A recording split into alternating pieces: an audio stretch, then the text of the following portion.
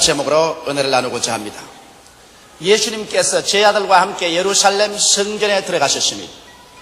그리고 성전에 나올 때 성전의 그 휘황찬란한 대리석이 제자들 마음을 황홀하게 만들었습니다. 그래서 예수님께서 제 아들이 고했습니다. 주님, 이 황홀한 대리석을 보십시오. 얼마나 멋있는 건축자재로서 이 성전이 지어졌습니까?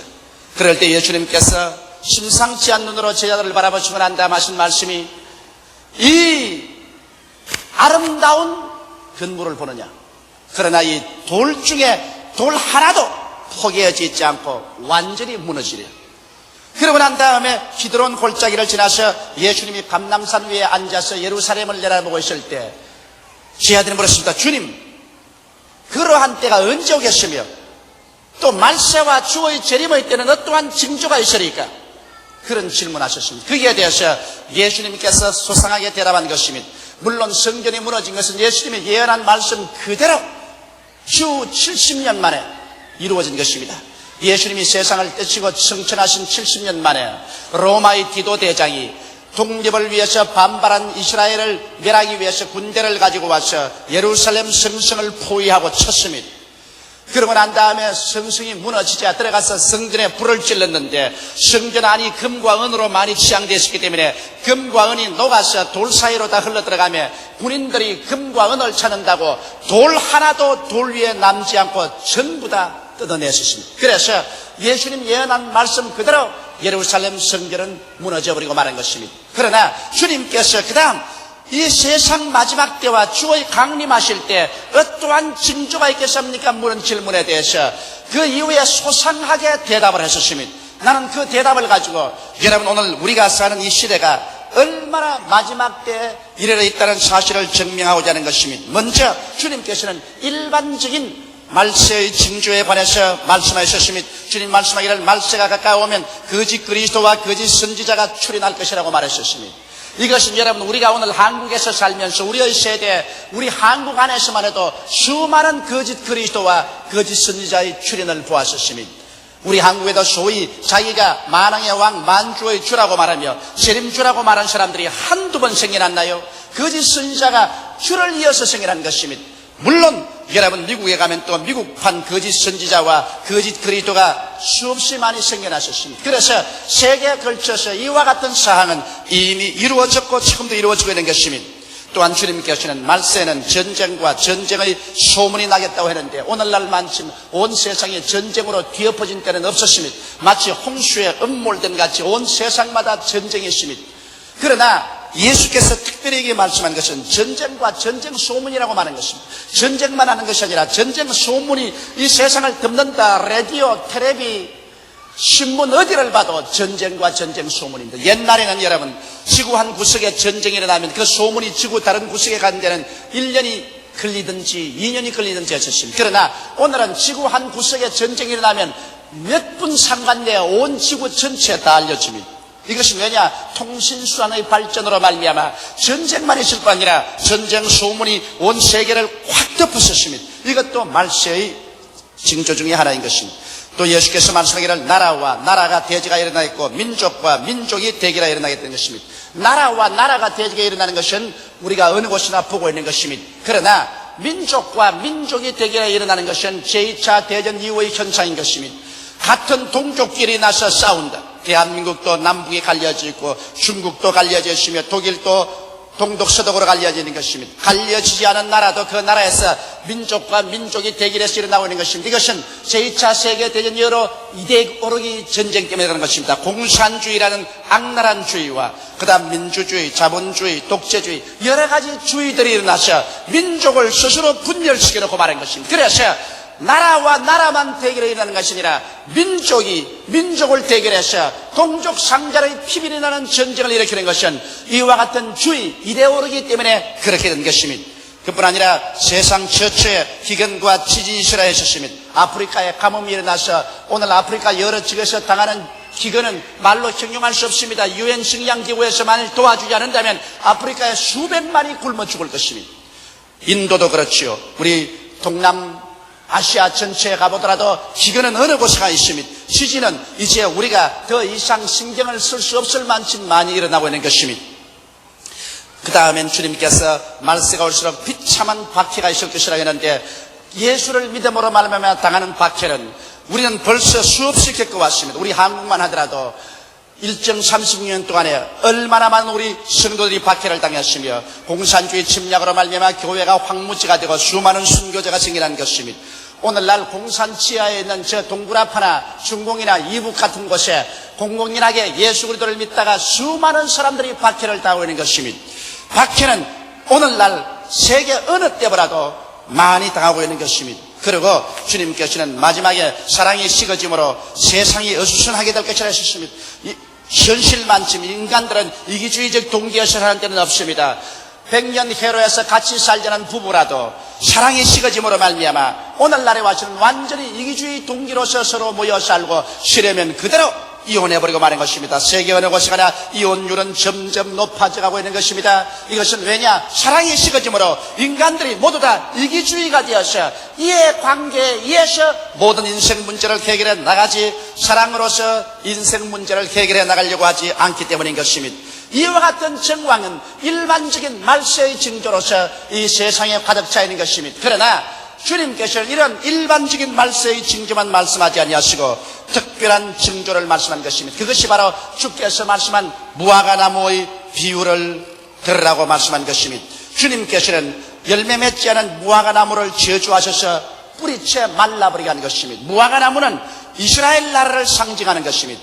열매를 맺지 않고 그리스도를 믿지 않은 이스라엘 백성이 저주를 받아 주 70년 디도대장에 의해서 파멸당하고 풍지박산하여 세계 각국에서 흩어져 버렸는데 주께서 예언하시기를 무화과나무의 비유를 배우라.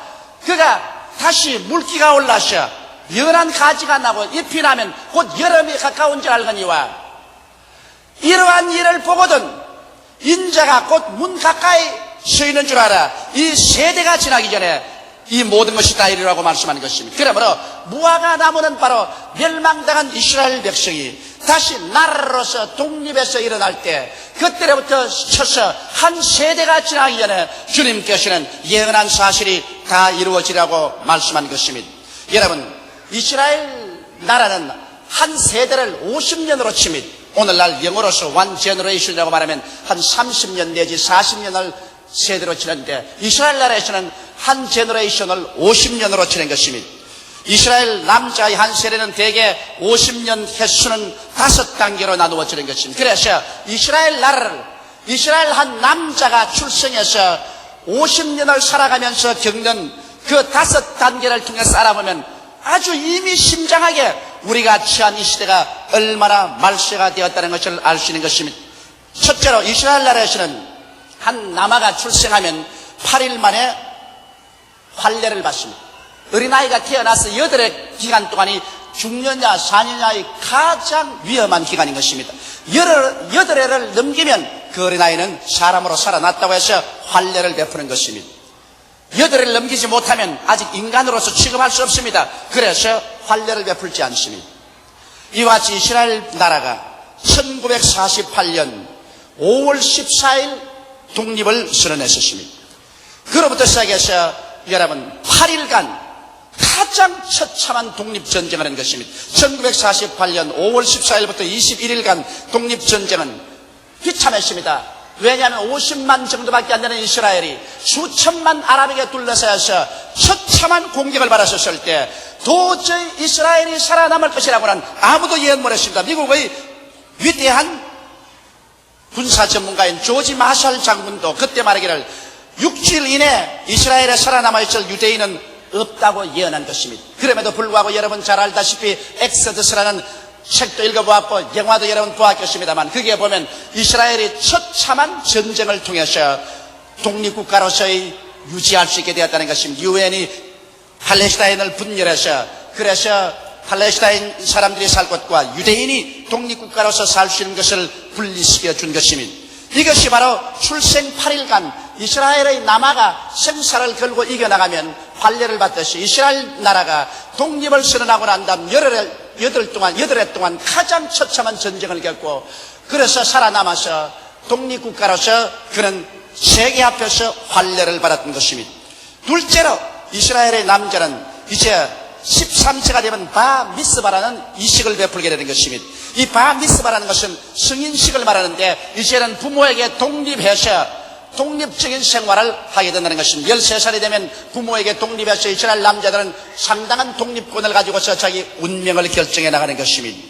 이와 같이 이스라엘 나라가 독립한 지 13년 후에 1961년에 비로소 유엔과 세계에서 한 독립국가로서 상당한 인정을 받게 된 것입니다. 그것은 이스라엘 백성이, 유대민족들이 독일의 히틀러 앞에 처참하게 고통을 당하고 600만이 학살될 때 히틀러 밑에서 이것을 총주의한 아이크만이라는 사람을 이스라엘의 정보부대에서 남미에 가서 잡았습니다. 아이크만을 잡아왔을 때 유엔은 그 아이크만을 유엔으로 넘기라고 했습니다. 그러나 이스라엘은 이것을 자기 국가의 재판소에서 재판을 베풀고 사형 언도를 내리고 그리고 온 세계가 보는 앞에서 한 주권적인 독립국가로서 아이크만을 사형에 처한 것입니다. 독일 사람이었지만은 그가 600만 유대인을 학살한 책임자로서 유대인들이 잡아서 이스라엘에서 사형에 처했습니다. 이 결과로 말미암아 이스라엘은 이제 유엔 앞에서 세계 앞에서 주권을 행사하는 독립국가로서 인정을 받을 수 있는 것이 된 것입니다. 셋째로 이스라엘 남자가 이제 20세가 되면은 군에 입대하여 군에 복무해야 되는 것입니다. 그래서 나라를 위해서 전장에 나가서 목숨을 바쳐서야 하는 것입니다. 이러기 때문에 이스라엘 남자는 20세가 되면은 이제는 자기의 몸을 바쳐 전쟁터에서 삶을 살아야 되는 것입니다. 이와 똑같이 이스라엘이 독립하고 난 이후에 20년이 이르자 이스라엘은 활발한 군사활동을 하게 된 것입니다. 그래서 이 군사활동이 가장 정렬한 것은 1967년 6.1 전쟁 때인 것입니다. 6.1 전쟁 때 애굽과 시리아가 합쳐서 요르단과 함께 이스라엘을 쳐들어왔으나 이 6.1 전쟁에 이스라엘은 처절한 전쟁을 통하여 가장 큰 승리를 얻었습니다. 6일 만에 애굽과 요르단과 시리아가 처참하게 패배하고 이스라엘은 요르단 저 건너편을 다 얻었으며 또 고란 공원을 점령했었습니다. 그리고 저 홍해까지의 땅을 시나이 사막을 점령한 것입니다. 그러고 난 다음 또 1978년에 갑자기 애굽과 시리아의 연합군이 이스라엘을 공격한 전쟁이 용키퍼 전쟁입니다.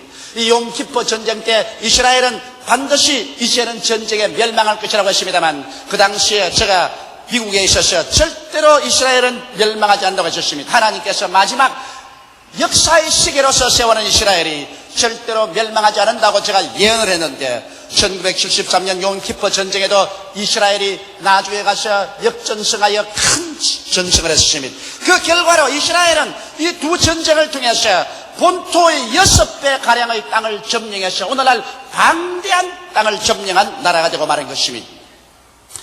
제 네 번째로 이스라엘 남자가 이제 나이가 30이 되면은 30세 이후로는 종교생활과 평화를 추구합니다. 이것은 이스라엘 남자만 누구든지 30이 되면 이제 종교에 열심을 다해야 되고 이제는 할 수 있는 평화를 추구하는 일에 도모하도록 사회가 요구를 하고 있는 것입니다.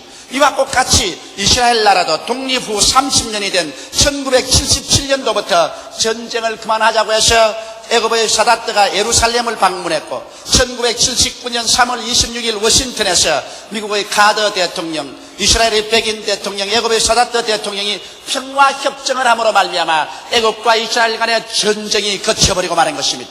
애굽과 이스라엘의 전쟁이 그치면 다른 아랍 국가가 이스라엘을 쳐들어올 수가 없습니다. 그렇기 때문에 그 협정 이후로 오늘 이스라엘은 평화를 추구하고 국가적으로 그들은 종교에 몰두하며 평화에 몰두할 수 있게 된 것입니다. 다섯째로 이스라엘의 남자가 나이 50세가 되면 군무회와 공무에서 일체 은퇴하고 마는 것입니다. 이스라엘의 은퇴 연령은 50입니다. 50이 되면은 한 세대가 지나가 버리고 마는 것입니다. 그래서 50세가 되면은 이제는 일체의 군무와 그리고 공무에서 은퇴하는 것처럼 이스라엘은 1998년 독립 후 50년이 되면 이 세상에서 국가로서 은퇴하게 되는 것입니다. 그 말은 뭐냐면 우리 주님께서 오셔서 이제는 이 세대가 다 지나가 버리고 세계를 점령한다는 그 해가 대개 그쯤 되는 것입니다. 내가 말하고 싶은 것은 1998년도에 주님이 재림한다는 말은 아닌 것입니다. 주님께서 하신 말씀은 한 세대가 지나기 전에 다 이루려고 했는데 이스라엘의 한 세대는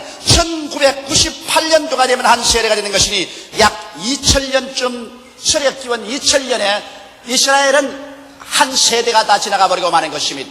이스라엘 남자가 한 세대가 지나가면 은퇴하는 것처럼 이스라엘도 한 세대가 지나가면 국가로서 이제는 은퇴할 수밖에 없는 것이 그리도 예언 속에 예언되어 있는 것입니다. 여러분 이 사실을 보게 될 때 이제 이스라엘이 수력기원 2000년이 가까우면은 한 나라로서 은퇴할 것을 예언해 놓았는데 지금으로부터 계산해서 16년만 지나면 여러분 수력기원 2000년이 되고 마는 것입니다. 성경에도 주님께서 하루가 1000년 같고 1000년이 하루 같은 것을 너희가 잊지 말라고 했는데 우리가 이대로 계산한다면 요한 묵시록에 1000년 왕국이 있는 것을 생각할 때 인간의 역사는 6000년에 끝나고 마지막 7000년 안식년이 있는 것을 알 수 있습니다. 주님께서 여섯 동안 일하시고 일했지는 쉬라고 말씀했는데 하루가 1000년을 계산한다면 아담부터 아브라함까지 2000년이요. 아브라함부터 예수님까지 2000년이요. 예수님으로부터 마지막 6000년까지가 2000년이 지나면 6000년이 됩니다.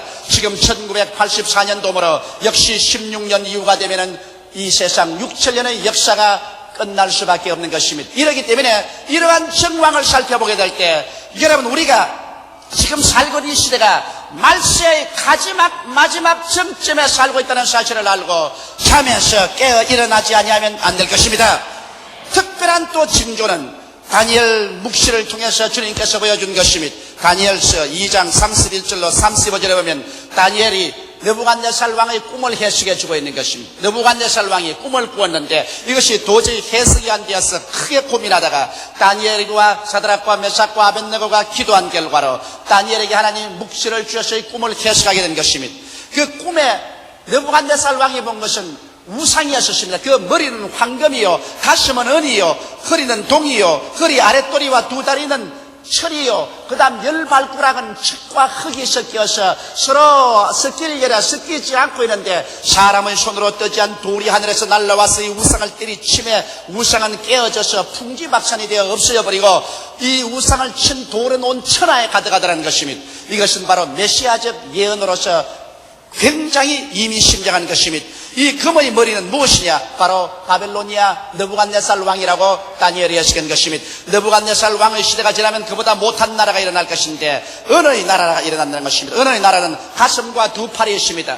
예언한 그대로 바벨로니아가 망하고 난 다음 거기에서 메대와 파사라는 두 나라가 일어났었습니다. 그래서 메대 파사 연합군이 바벨론을 점령하고 메대 파사 연방이 그 나라를 점령했기 때문에 두 팔이 있었습니다. 그러나 이것 다음에는 동이 오게 되었습니다. 동이란 무슨 나라냐? 그 다음에는 마케도니아의 알렉산더 대왕이 일어나셔 이 메대와 파사를 쳐서 합치고 헬라 나라를 세운 것입니다. 그리고 동의 나라 밑으로는 철의 나라가 생기고 두 다리가 생겼다는데 동의 나라 헬라가 나중에 망하고 난 다음에 역사상 가장 강대국인 유럽의 로마가 탄생한 것입니다. 로마는 그 얼마 후에 동로마와 서로마 두 개로 나누어져 있다가 이것이 오늘날 열국으로 변했는데 그 열국 시대에 열발가락이 정립될 것입니다.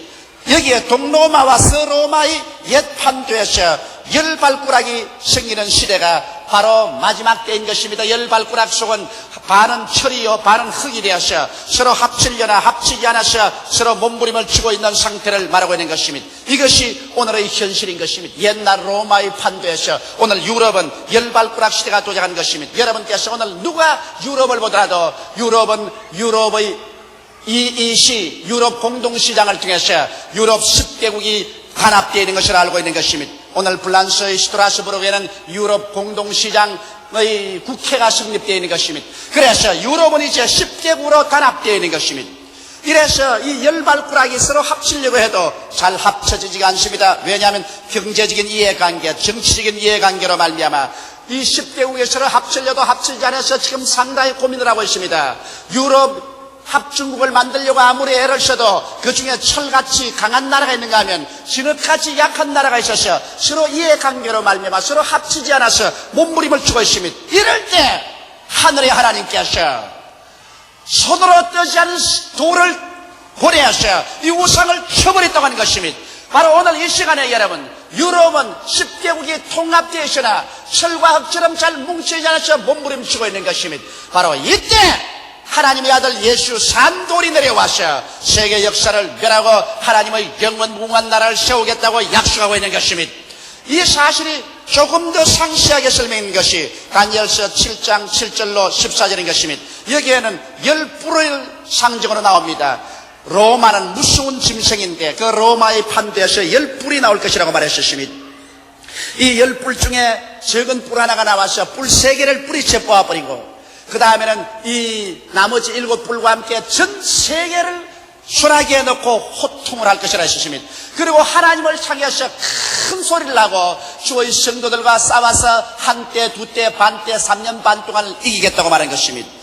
오늘날 유럽은 바로 이와 같이 10뿔 중에서 적은 뿔이 나오기를 기대하고 있는 것입니다. 유럽 10개국이 통합을 하셨으나 철과 흙처럼 잘 섞이지 않습니다. 그리고 여러 가지 고통 중에 있습니다. 왜냐하면 미국과 소련의 군사적인 압력을 받아서 유럽이 도저히 독립을 유지할 수 없는 어려운 속에 있으며 미국과 일본의 경제 침략 때문에 유럽의 경제가 허물어질 지경에 있는 것입니다. 유럽의 경제가 얼마나 허약하냐. 미국의 자본과 일본의 소나기 무역 때문에 유럽의 모든 경제체제가 적자 가운데 흐르고 있는 것입니다. 그 다음 방대한 복지 예산 방출로 말미암아 유럽의 국가가 유지할 수 없습니다. 왜냐하면 국가에서 너무나 많은 복지 예산으로 학교 교육도 병원도 실업수당도 주다가 보니 나라가 빚더미에 올라앉아가지고서 어찌할 수 없는 상황에 놓여 있었으며 또한 유럽의 모든 생산시설이 노후에서 도저히 일본이나 미국이나 그렇지 않으면 중진 상위국들과의 공업적인 경쟁을 할 수 없는 상태에 있습니다. 유럽에 있는 사람들은 잘 먹고 잘 입는 생활에만 취해왔기 때문에 노동 이욕을 상실해서 일을 하려고 하지 않습니다. 그렇기 때문에 유럽이 경제적으로 일어날 도리가 없는 것입니다. 이런 어려운 처지에서 어떤 변혁과 위대한 지도자를 기다리고 있는 것입니다. 다시 말하면 적그리스도가 일어나서 유럽을 다시 한번 통합해서 세계적인 국가를 만들어주기를 기다리고 유럽 전 국민은 탁월한 지도자를 지금 기다리고 있는 것입니다. 제가 몇 주 전에 유럽을 여행하고 왔지만은 유럽의 전 무드가 절망적입니다. 이제는 우리는 늙었다. 우리는 경제적으로 늙었고 군사적으로 약소국이며 이제는 정치적으로 발언권도 약해져 있다.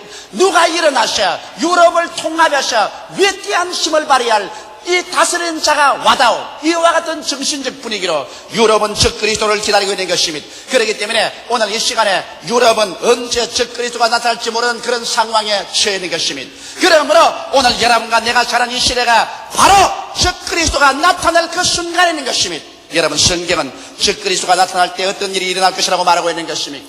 적그리스도가 나타나면 교회는 안팎으로 해서 공중으로 들려 올라갈 것입니다. 주께서 호령과 천사장의 고함과 하나님의 나팔로 진이 하늘로 쫓아 강림하시리니 주 안에서 죽은 자들이 먼저 일어나고 살아남은 자들도 변화되어 공중으로 끌려 올라가게 될 것입니다.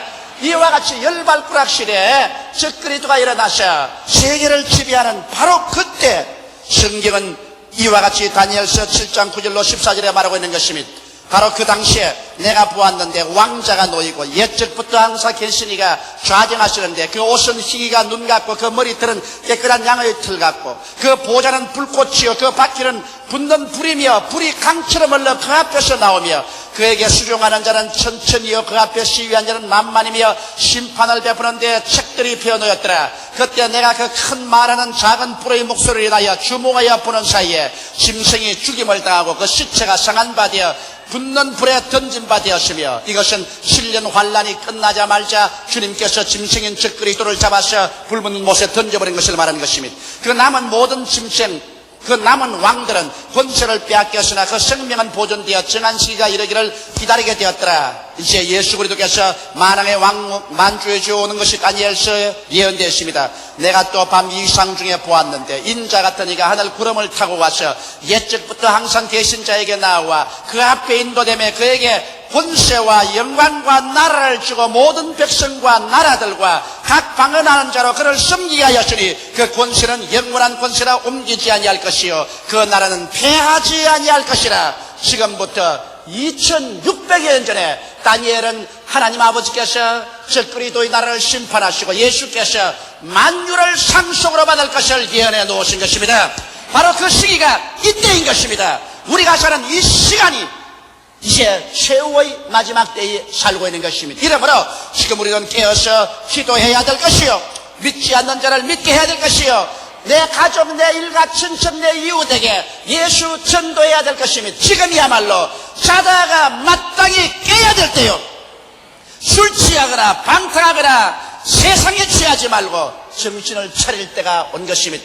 사람들마다 평안하다, 평안하다 할 때 갑자기 임선한 여인에게 해산이 임하는 것처럼 멸망이 다가올 것이라고 하였으므로 이때 정신을 차리고 한 사람도 멸망하지 않고 영생하는 자리에 들어오게 되시기를 주의 이름으로 축원합니다. 다 같이 고개 숙여 기도드리겠습니다. 살아계시고 거룩하신 아버지 하나님, 때가 찼고 그리스도의 강림하심이 눈앞에 다가왔었습니다. 우리 아버지 하나님이시여, 이제 우리들이야말로 얼마 동안 이 지상에 머물러 있을지 모를 시기에 와 있습니다. 세계 역사는 곤두박질을 치고 인간은 내일을 기약할 수 없는 위험 가운데 살고 있습니다. 사람들은 원자탄, 수소탄을 산더미처럼 차놓고 그 불 위에 앉아 있습니다. 인간은 서로 미워하고 시기하고 분노하고 다투며 언제 절망의 바톤을 누를지 모르고 있습니다. 하나님 아버지, 이환튼 때 주님께서 강림하실 것을 약속해 주신 것을 감사하옵나이다. 우리는 땅이 흔들리고 흔들리며 깨어지고 침망같이 흔들려서 모든 사람이 다 하루살이같이 불탈지라도 두려워하지 않은 것은 의의 거하는 새하늘과 새 땅이 우리를 기다리고 있기 때문이로소이다. 하나님 아버지, 오늘 제4부야비에 출석한 사람들 중에 한 사람도 어리석게 세상을 따라가다가 멸망하는 자리에 들어가지 않게 하여 주시옵시고, 깨어 기도하고 믿는 중에 더 잘 믿고 성령으로 충만하여 주의 사업에 힘쓰는 자들이 되게 도와주시옵소서. 예수님 이름 받들어 기도하옵나이다. 아멘.